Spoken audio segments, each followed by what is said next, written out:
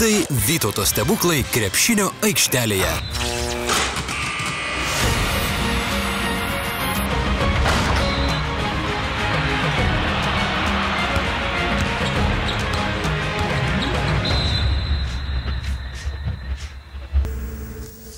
Sveiki krepšinio žiūrovai, žaidėjai ir krepšinio mėgėjai. Aš esu Tomas Langvinis.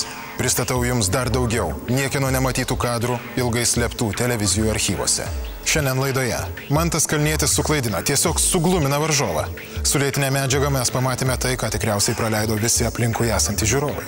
Pamatykite tai ir jūs, iškart po trumpos reklaminės pauzės.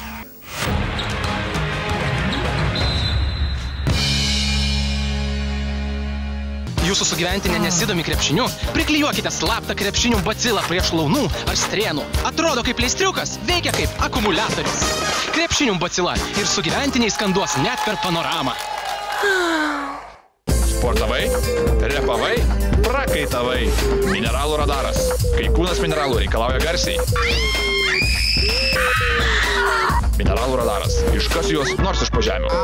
Būkite atidūs. Įrenginio kiniškos kopijos rodo tik į šiaurę.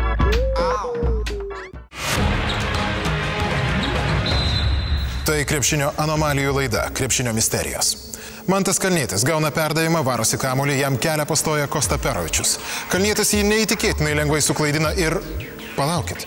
Ši vieta privertė kūrybinę komandą įsižioti. Kaip matome, Kalnietis atlieka neįtikėtinus, tiesiog paranormalius judesius. Be abejo, jis ir siekia, kad priešininkas nespėtų pamatyti judesių. Be to padaryti nespėjo ir teisėjai, ir sirgalių pilnos tribūnos. Norėdami atrakinti šią paslaptį, konsultuojame su ekspertais. Kaip tai paaiškintų stalo futbolo veteranas Dainius? Stalo futbole mes turime labai nedidelį, tarsi varžantį žaidimo lauką, o tarkim krepšinėje jūs turite pakankamai daug taisyklių. Būtent todėl norėdami praeiti pro varžovus, tiek vieni, tiek kiti turi ieškoti naujų kelių. Ir tokiais atvejais reikėtų vadovautis taisyklę, kas neuždrausta, tas galima. Taip pat kalbiname kišenvagį ekspertą, tiksliau eks-kišenvagį, nes šiuo metu jis dirba banke konsultantų. Vardo ir tikro veido atskleisti jis vis dėlto nepanoro. Tai čia paprasta, viskas svarbiausia įtikinti žmogų, kada jam ir ką jam reikia daryti. Čia mano laikais tai iš viso, mano laikraščius piniginės patys žmonės duoda. Čia toks įtaigas menukas. Labiausiai mane žavi Kalnietis tai to dalyko, kad jis sugeba padaryti vieni judesiais. Jis tai keistais, bet suviražina kažką pirštukais ir atrodo priešininkui, tai jis bėgs į vieną pusę, kamuolys į kitą pusę, pasirodė visai kitaip. Įdomi.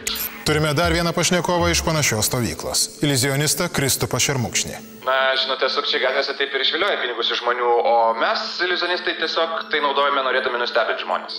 Kalnietis visus įtikino, kad tų judesių tiesiog kaip ir nebuvo. Dar jaunystėje studijuodamas mediciną žinojau apie tokį neurolingvistinį programavimą. O dabar pasižiūrėkite, ar tebe turite piniginę. Tokie va fokusai, mėly žiū... Jūs pasižiūrėjote, na? Tai ir buvo neurolingvistinio programavimo pavyzdys. Ačiū Kristupui, piniginė vietoj, o Kalniečiui linkiu ir toliau sėkmingai jaukti protą varžovams. Tai buvo laida Krepšinio misterijos. Ir tai dar ne visi kadrai, kuriuos atradome šimtus rungtynių tyrinėdami. Vytautas pristato. Mineralai daro stebuklus, o daugiausiai mineralų turi Vytautas. Atgauk jėgas. Kitą savaitę bus karšta, nes matysite, kaip Jonas Mačiulis įplėskė ugnį aikštelėje. Rašykite mums, jei pastebėjote, ką nors neįprasto lietuvių rungtynėse. Jūsų atradimas gali praverti akis Lietuvai. Su jumis buvo Tomas Langvinis. Iki greitų misterijų.